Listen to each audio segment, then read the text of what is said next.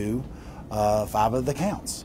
So they must have accepted the idea that he acted under duress. So that's why we're a little puzzled by the verdict as well.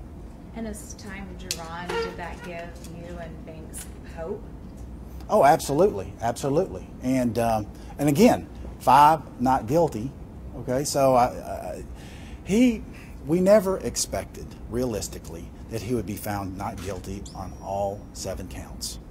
We expected and hoped that he would be found, if he were to be found guilty, it would be on lesser included offenses. It just so happens the 2 that he was found guilty on are offenses for which you cannot have bail pending appeal, and they have mandatory jail time.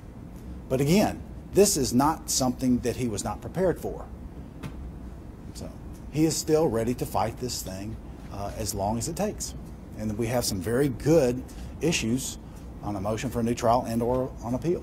Did you think that the jury in some way dismissed the concept of criminal responsibility and thought that they were convicting him of the things they actually saw him do? Yes, exactly, but the element that enhances it is the aggravated portion, and that involves aiding and abetting, which is the same principle of criminal responsibility. Aiding and abetting, in other words, it's a group activity that was involved. So it's inconsistent that they would find him not guilty on 5 of those counts, yet guilty on 2 of the aggravated elements.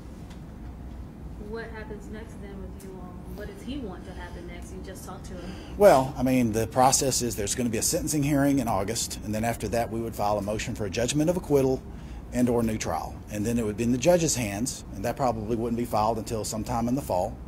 And then if the judge chose not to grant him relief, then we would file an appeal. So it's a long road, but he is prepared to pursue that.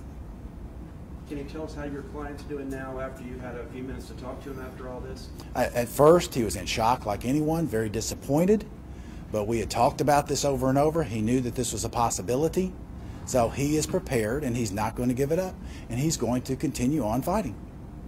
How was his family doing? I know Mr. Banks was here as well. They're upset. They're disappointed, like anyone would be, but again, they know what's going to happen and what it's going to take to continue. They're prepared to do that.